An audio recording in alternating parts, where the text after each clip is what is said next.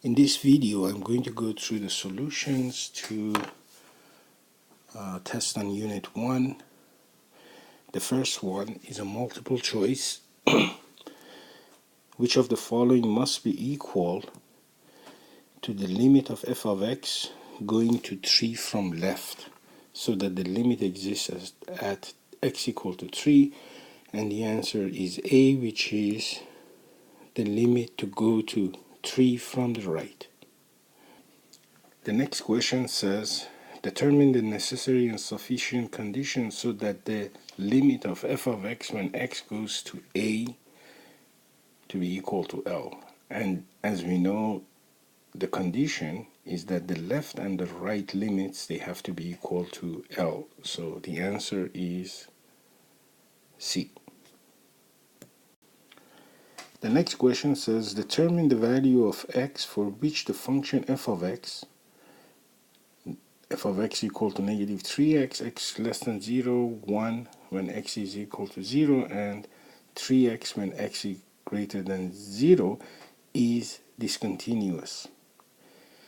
To have the function discontinuous, we have to have a point on the graph where the value of the function at that point is different from the limit at that point. Now, if we look at this function, when x is 0, the value of the function is 1. Now, when the limit of function when x goes to 0, from the left, the value becomes 0. From the right, the value becomes 0. So at x equal to 0, the value of the function, which is 1, is not equal to its limit at 0. So this means that the answer is C. The next question is, does the following function represent a function that satisfies the following condition? The value of the function at negative 1 to be negative 3, which you can see is true because x is negative 1 here and the value is negative 3, and the limit of the function when x goes to negative 1 to be 1. Now, when x goes to negative 1 from left, the limit goes to 1, which is correct. The value of the limit when x goes to negative 1 from the right, meaning this way, is also equal to 1. So this means that the answer is yes. The next question says, use the graph given here, find the answer to question 5 to 8. Question 5 says, find the limit of f of x when x goes to negative 3 from left. When x goes to negative 3 from left, we have to go from left here, but there is no part of the function that we can go from left to x equal to negative 3. So this means that this limit does not exist. The next question says, find the limit of f of x when x goes to negative 1 from right.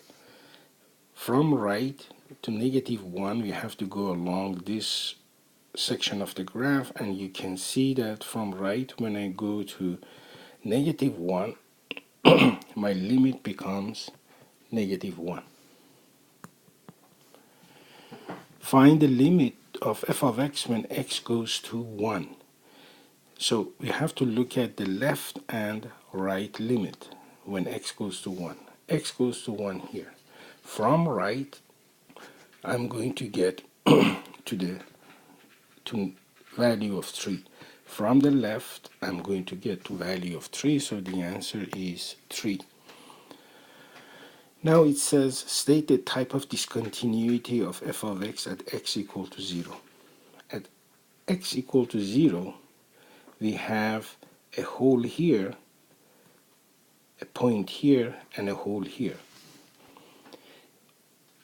Since the left and right limits when x goes to 0, from left we get to negative 1, which is here if we go this way, From right,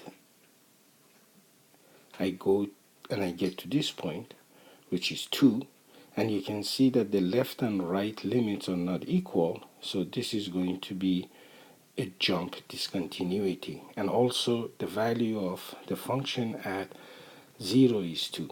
So this is a jump discontinuity. The next question says evaluate the following limits using any appropriate technique. Part A says the limit of x goes to 2 of square root of 6 minus x minus square root of x plus 2 over x minus 2. If I substitute x equal to 2 here, I get 6 minus 2 is 4, square root of 4 is 2, 2 minus 2 plus 2 is going to be 4, square root of 4 is 2, so I get 0 over 0, which is not valid. So I'm going to get rid of the numerator by multiplying the numerator by conjugate of the numerator.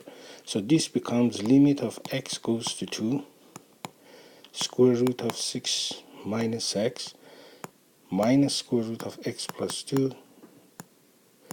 times square root of 6 minus x plus square root of x plus 2 divided by x minus 2 times square root of 6 minus x plus square root of x plus 2.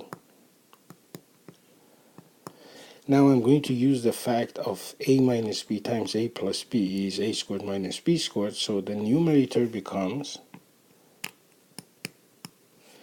6 minus x, because square root of x squared is 6 minus x, and square root of x plus 2 is x plus 2, and there is a squared minus b squared, so it's going to be minus x minus 2 over the denominator. I'm not going to write it, the denominator is this one.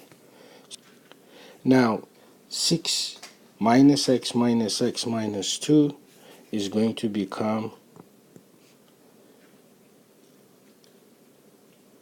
negative 2x plus 4, and I can take the negative 2 out, so I take negative 2x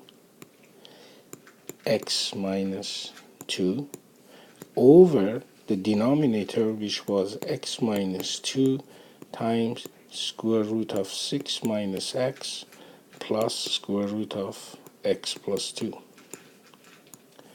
Now x minus 2 goes with x minus 2, so I'm going to end up with the limit of negative 2 over this denominator when x goes to 2. Now since x minus 2 is crossed out here, I can safely substitute x equal to 2 here, so I get negative 2. The limit becomes negative 2 over square root of 6 minus 2 is 4 plus square root of 4, which is negative 2 over square root of 4 is 2 plus 2 is 4, which is negative 1 over 2 when you simplify. The next question is to find the limit of x squared minus 6x plus 5 over x cubed minus 9x squared plus 15x. Since we are dealing with fraction, the first thing we always do is we evaluate the denominator at the limit. The limit is 5. If we put 5 back in the denominator and then evaluate it, we get 5 cubed minus 9 times 25 plus 15 times 5, which is going to be 175, and that one is not 0. So just a simple substitution is going to solve the problem. The numerator becomes 5 squared is 25, minus 6 times 5 is 30, plus 5 is 0. So the limit becomes 0 over 175, which is 0. The next question says find the limit of root 3 of x plus 1 or minus 1 over x. Again, a simple substitution is going to give us the numerator square root of 0 plus 1. Not square root, root 3 of 0 plus 1, which is root of 1, which is 1 minus 1, which is 0, over 0. So this means that a simple substitution doesn't work. So we have to simplify this expression. To do that one, I'm going to let y to be root 3 of x plus 1. So this means y cubed is x plus 1. So x is y cubed minus 1. So above limit, before I do that one, when x goes to 0, we know that y is cube root of x plus 1. So when x goes to 0, then it means that y goes to root 3 of 0 plus 1 when x goes to 0, which is 1. So the above limit becomes limit of y goes to 1 of y minus 1 over, but x is y cubed minus 1. Now to simplify this one, I'm going to factor the denominator.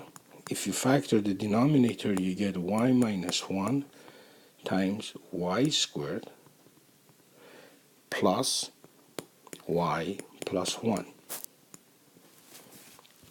Now y minus 1 goes with y minus 1, and the limit is when y goes to 1. And now a simple substitution is going to give us the limit to be 1 over 1 plus 1 plus 1, which is 1 over 3. The next limit is 2x squared minus 3 over 5x squared plus 4x minus 1 when x goes to infinity. To find the limit when x goes to infinity, we are going to take the terms which are going to contribute the most in the numerator and the denominator. When x goes to a huge number like infinity, 2x squared in the numerator and 5x squared in the denominator, they are going to contribute the most. So this limit becomes 2x squared over 5x squared. X squared crosses with x squared, so the answer is 2 over 5. And if you remember in advanced function, this is your horizontal asymptote. The next question is, what is the limit when n goes to infinity of t sub n of the following sequence? 1, negative 1, 1, negative 1, and so forth.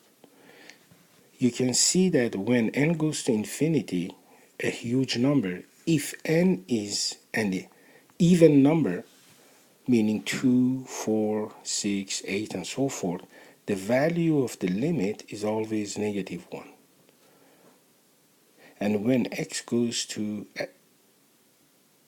goes to a huge number, which is an odd number, the value of the limit is going to be 1. So we say that the limit is 1 if n is odd, and negative 1 when n is even. The next sequence is b, which is 1 over 2, 2 over 3, 3 over 4, and so forth.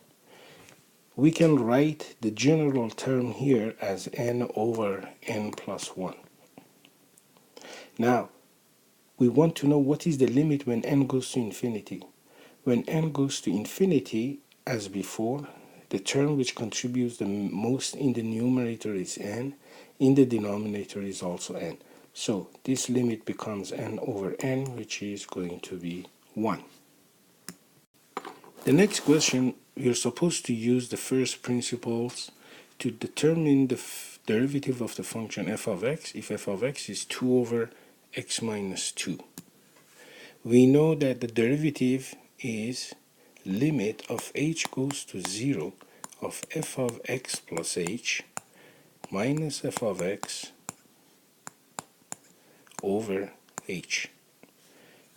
This is the same as limit of h goes to 0 f of x plus h. I'm going to substitute x plus h in the original equation, so I get 2 over x plus h minus 2 minus f of x, which is 2 over x minus 2 over h. This is the same as limit of h goes to 0. Now the numerator, I have to add the fractions with different denominators. If we get the common denominator, I get 2 times x minus 2 minus 2 times x plus h minus 2 over h times x plus h minus 2 times x minus 2. The way we do it is that you multiply the first fraction, numerator and denominator, by x minus 2, and you multiply the second fraction, numerator and denominator, by x plus h minus 2. The denominator is going to be the same, and then the numerator is going to be like the one here. Now if I expand this one, I get 2x minus 4 minus 2x minus 2h plus 4 over h x plus h minus 2 x minus 2. Now negative 4 and 4, they cancel out. 2x and negative 2x, they cancel out. So I get limit h goes to 0. Now negative 2h and the h at the bottom, the h is going to be cancelled out, so I get negative 2 over x plus h minus 2 times x minus 2. When h goes to 0, then you get x minus 2 times x minus 2, which is going to be x minus 2 squared. The next question says, if y is equal to square root of x plus 3 and dy over dx, meaning the derivative of y is 1 over 2 square root of x plus 3, determine the slope of tangent at x minus 2. This is the derivative of the function, which is the slope. So I can say that the slope, okay, m is equal to 1 over 2 square root of negative 2 plus 3, which is going to be 1 over 3 minus 2 is 1, square root of 1 is 1, so you get 1 over 2. The next question says, determine an equation that is perpendicular to the tangent line at x equal to negative 2. We know that the slope of the tangent line is 1 over 2. The slope of the perpendicular line, m, is negative reciprocal, so it's going to be negative 2. So the equation of the line, which is perpendicular, becomes negative 2x plus b. Now to find b, I'm going to substitute the point representing x equal to negative 2. When x is equal to negative 2, I'm going to put it back right here to find the y value. So y is square root of negative 2 plus 3, which is 1. So the point is negative 2 and 1. So if I put it back here, y is 1, negative 2, x is negative 2, plus b, I get 1 is 4 plus b. So from here, b is 1 minus 4, which is negative 3. So my equation becomes negative 2x minus 3. The next question says, determine the value of k such that the function m of x is continuous everywhere. For the function to be continuous, we have to have the left limit, the right limit, and the value of the function at x equal to 4 to be the same. The value of the function at x equal to 4 here is 3x plus k. The limit of the function when x goes to 4 from left, okay, is going to be evaluated from this because x is not equal to 4. So it's going to be 9 times 4 minus 1, which is 36 minus 1, 35. The limit of the function when x goes to 4 from right, again, is going to be used in, we are going to use this equation, so it becomes 35. Now this means that this value, and this value, they have to be equal. So 3x plus k is equal to 35. So k is 35 minus 3x. But we know that the x value is 4 because we want to be continuous at 4. So this means that k is 35 minus 12, which is going to be to 23. The next question, we are supposed to analyze the continuity of the function f of x as it's given here. And also we have to graph the function. So to graph the function, we are going to draw the x and y axis, divide the x-axis and y-axis. The first part of the graph is a linear function. So to plot the linear function, I'm going to make a table of values for a couple of points. I'm going to say, let's say if x is equal to 0, y is going to be 3. If x is negative 1, y is going to be negative 1 plus 3 is going to be 2. So when x is 0, y is 3. And when x is negative 1, y is 2. So it's going to be this point. So my first part of the function is just going to be a simple line. The next part, again, is going to be a line. My table of values, let's say x is 0, although if you look here, 0 is not included. But we are going to give the value of 0 to x. Then f of x becomes negative 0 plus 2, which is going to be 2. If x, let's say, is 2, then y is going to be 0. Negative 2 plus 2 is going to be 0. Now, if I want to plot the points, when x is 0, y is 2, so this means point 2 is not part of the graph. So I'm going to put a hole here. And when x is 2, y is 0, so it's going to be another hole here. Everything is between is included. So far the function looks like this one. The last one is the function x minus 2 squared. We know that this is a quadratic. And this one, the vertex is going to be at x equal to 2 and y equal to 0. So the vertex is going to be here. Since point 2 is included, so this point is included. And the rest of the graph is going to be a quadratic, which is going to open up. So it's going to be something like this one. Now, the question is that what type of discontinuity it is. This is a jump discontinuity because at point x equal to 0, if we find the limit when x goes to 0 from left, meaning we go this way, then the function, the value becomes 3. When we find the value of the limit when x goes to 0 from right, which is here, then the limit becomes 0.2.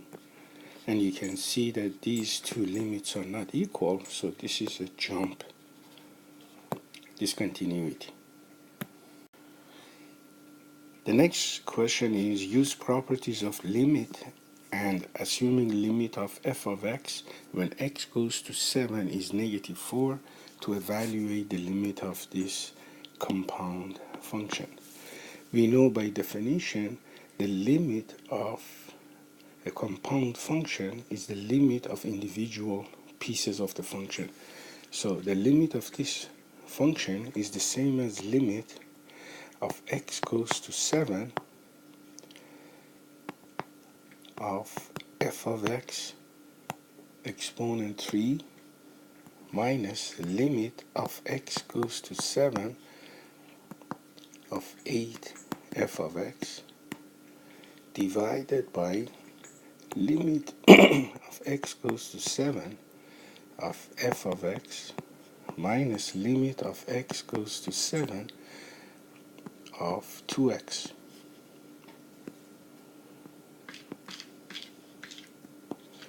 Now the limit of the f of x exponent 3 is the same as limit of x goes to 7 of f of x exponent 3 minus the limit of 8 f of x is the same as 8 limit of f of x, because the limit of 8 is 8. So this is limit of f of x divided by limit of x goes to 7 of f of x minus limit of 2x is the same as 2 limit of x goes to 7 of x. Now we know that the limit of x goes to 7 of f of x is given by -4, so this is -4 exponent 3 minus 8 times this one again, the limit of f of x goes to 7 is -4 divided by the limit here is -4 minus 8 minus 2 times, now limit of x when x goes to 7 is 7. So this becomes -64 plus 32 over -4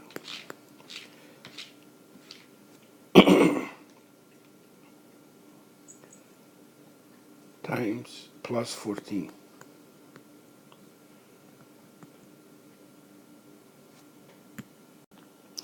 I made a mistake in the denominator. The denominator, if you look here, is plus 2x, so this is plus 2 limit of x. This is plus here.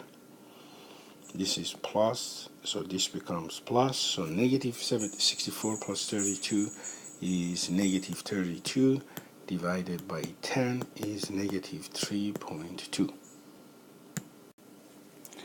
The next question says you have a rocket which has an equation relating the height to time by this. Using the difference quotient, we are supposed to find the instantaneous rate of change, i.e. the velocity of the rocket at t equal to 4. So we say that dh over dt is equal to h of t plus h, so -5 t plus h squared plus 30 h plus t plus 2 minus h of t, so minus is positive 5t squared minus 30t minus 2 over h, the limit when h goes to 0. This is the same as the limit of h goes to 0. If you expand t plus h squared, we get t squared plus h squared plus 2th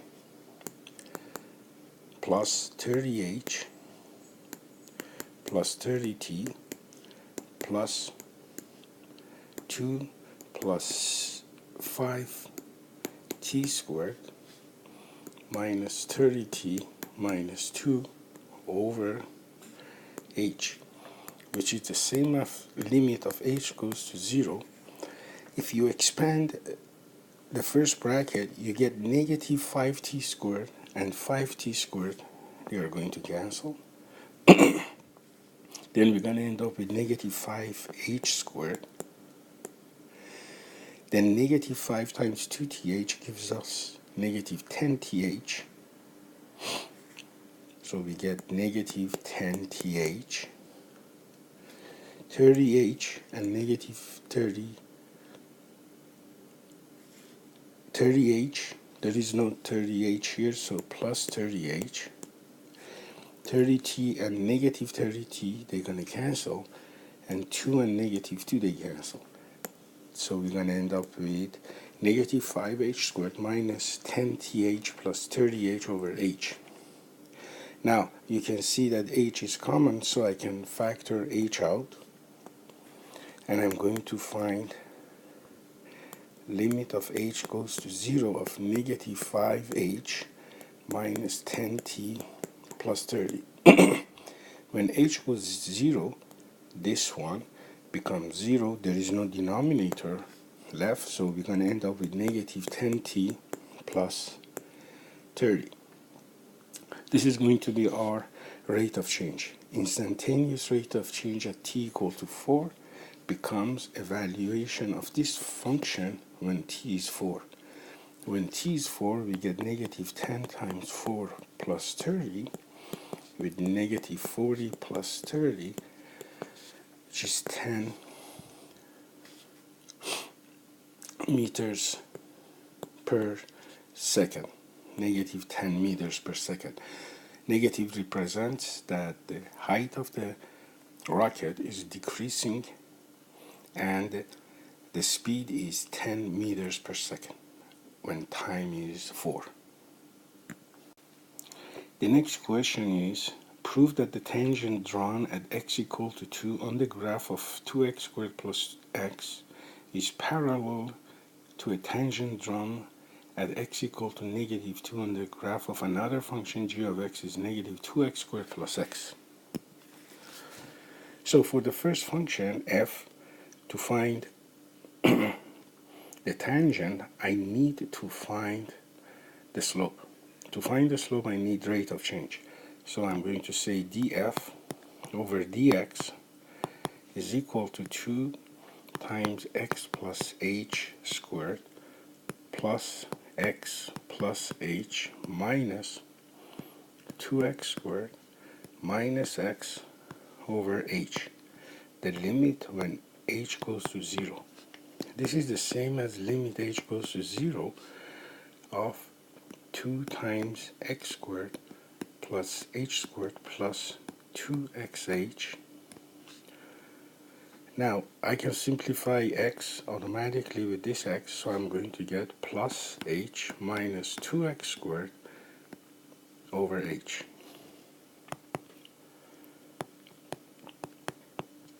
Now if I expand it, 2 times x squared is 2x squared, which cancels with this negative 2x squared. Then I'm going to end up with 2h squared, 4xh plus h over h. H in the numerator, they cancel with the denominator, so I'm going to end up with limit of h goes to 0 of 2h plus 4x plus 1. When h goes to 0, this becomes 0, so the answer is 4x1. 4x plus 1. Now I'm going to write m, the slope of the line, at point x equal to 2 is 4 times 2 plus 1 is 9. So the tangent line is going to be 9x plus b, where we have to find the y-intercept b. Now the tangent goes through the point with x value 2, so we need to find the y value. To find the y value, I'm going to replace x in the original equation with 2, so I'm going to get y is 2 times 2 squared plus 2, which is 4 times 2 is 8 plus 2 is 10. So we know that the tangent has to go through the point 210. So I can use this equation, substitute this value, and then find b. So I'm going to say 10 is equal to 9 times 2 plus b. From here I get 10 is 18 plus b, or b is negative 8. So my equation of tangent becomes y is equal to 9x minus 8. So that's the first tangent. For the second one, I'm going to do exactly the same thing.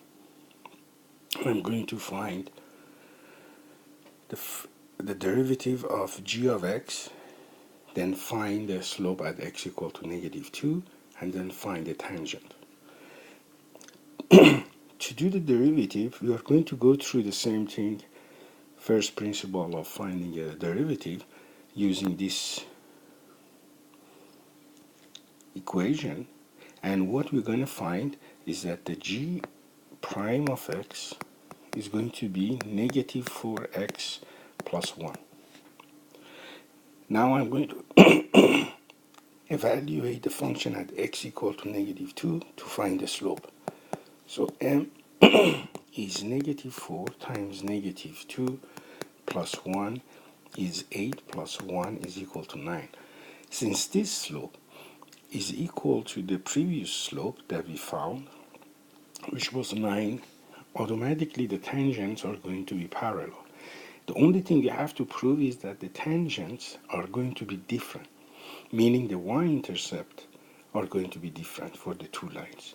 So my equation now becomes y is equal to 9x plus b, but again, the tangent goes through the point x equal to negative 2. Let's find the y coordinate of this point. So my y is going to be negative 2 squared plus negative 2 is going to be negative 2 squared is 4 times negative 2 is negative 8 plus negative 2 is going to give us negative 10.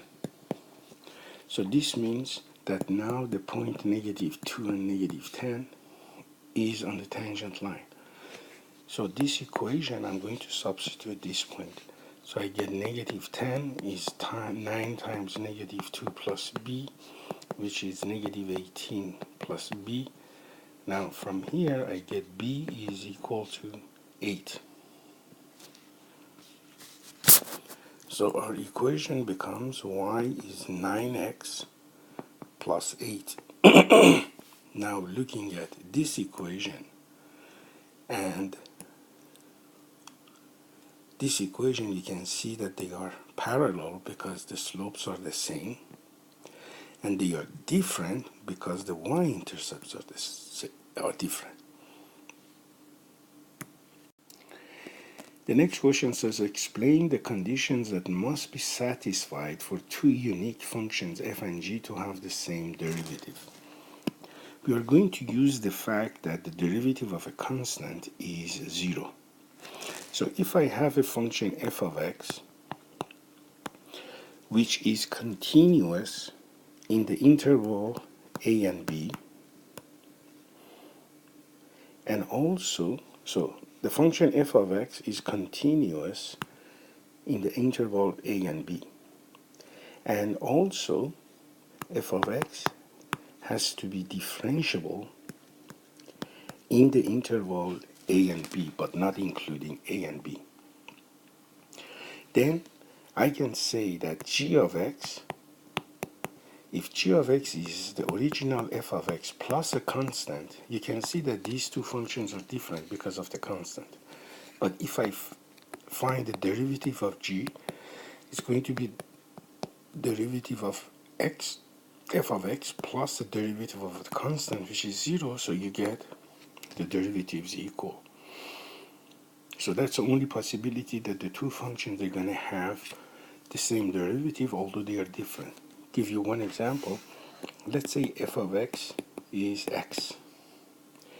If I define g of x to be x plus 1, a constant f prime of x is 1, g prime of x is also going to be 1 because derivative of 1 is equal to 0.